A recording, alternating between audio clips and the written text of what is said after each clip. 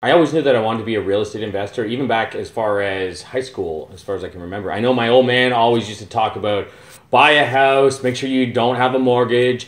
If you get old and you haven't bought a house, you're not gonna be able to afford your rent. By the time I was graduating high school, all the houses in the area that I wanted to live were minimum $200,000. If I ever wanted a chance of actually owning a house, you know, I wasn't going to be able to just work a day job and save my money and pay for the house. I'd have a mortgage for 35, 40 years. I knew I was going to have to start thinking about a strategy even when I was 18, 19 years old. It was just kind of a fluke that I got into construction right after high school.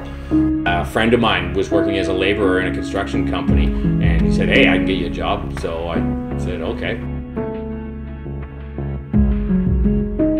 If you're going to be a real estate investor, what better skill set to have than to be a carpenter?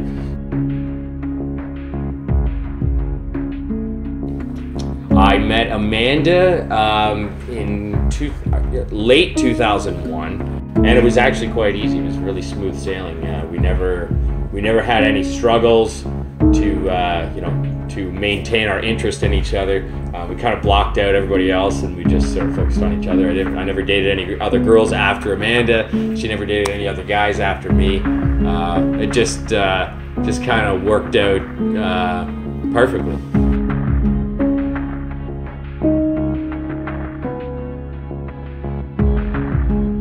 She's always happy. That's one thing about Amanda.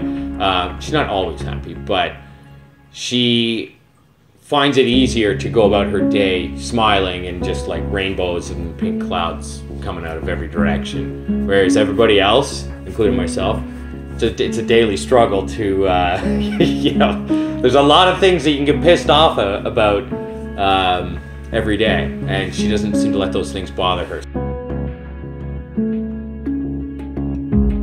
What I love about Marty is that he is bigger than life. And he's a very enthusiastic and extremely passionate person, and he just really has this desire, this ambition to just be the best of the best about absolutely everything. He is a super, super sweet guy, really sensitive, although he might hide that from most people. And, you know, he's a bit of a manly, tough guy too, so he is just, you know, my perfect mate. The way Marty is with his career and his job is that his expectations are extremely high. Because he is a perfectionist, he expects everybody around him to be completely on the ball, totally perfect, understand everything in the same way that he knows it. He expects you to, you know, be on the same playing field as him all the time.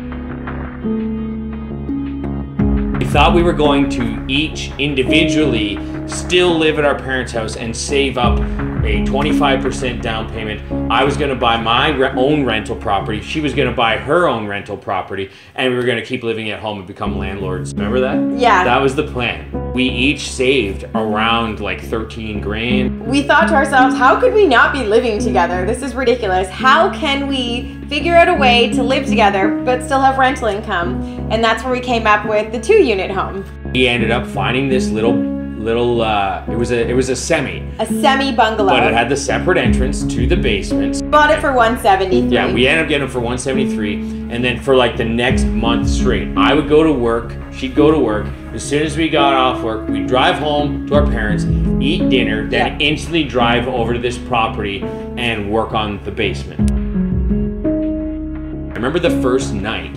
Remember I busted my head open? I go to pull this stud out because it was like poorly fastened. Yeah. And it sprung and smoked me in the head and busted. You pulled it into your head. I can still feel the cut mark. We only had pizza delivery at the house, and I remember taking the pizza napkins and like holding it over your poor head. I had signed up for trade school at the time too, because I'd been already under the same construction company for about 4.5, 5 years. I had a good grasp on what I was doing at that point, but I wanted to go through the schooling. Within 6 months of buying the place, the basement apartment was ready for us to move into. The floor was a 3-bedroom main floor. We rented each room out. By room, because I could get more money that way. So 2006, early 2007, we're landlords, we're renting it out, we're We're making a killing. We got people living above us. About a year or two later, we used the equity that we had built up in that house that we were renting out. Our first house had some equity in it. So we used that equity to buy 2 more houses, sold that house, moved out, decided we're no longer living with tenants. We're living in our own house. It's the house we're in right today. We really knew that the basement apartment strategy was where it was at for us anyways. That's what we preferred. This has been our strategy that we have washed, rinsed, and repeated several times over, and it's been incredibly successful for us, mainly because of Marty's renovation skills and my property management skills that, you know, we've been able to refine our process over the years. I knew that there was a lot of guys doing things less than adequate in my mind. And I made a living repairing those and fixing those guys' mistakes. And I thought, I can, you know, why not record this? I mean, we're doing real estate, we're doing property management. I got a lot of skills that I can show off, so why not film this and put it all on YouTube?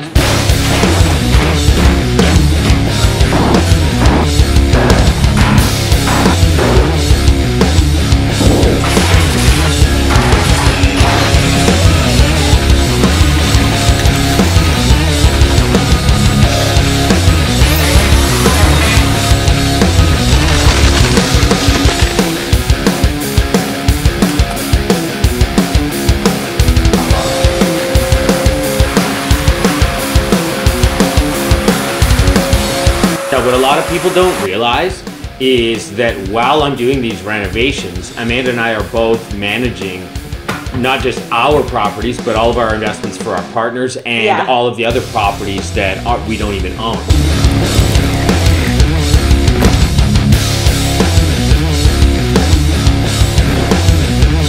I can't stress enough that landlording is not a glamorous job. Why is it when somebody leaves a mattress behind, it needs to be covered in piss? Do you have gloves? I always have gloves. I'm a landlord.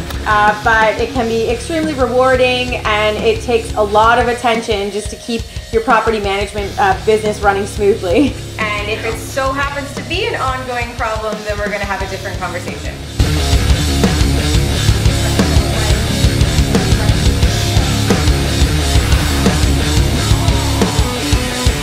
Alright, so this is sheetrock 5.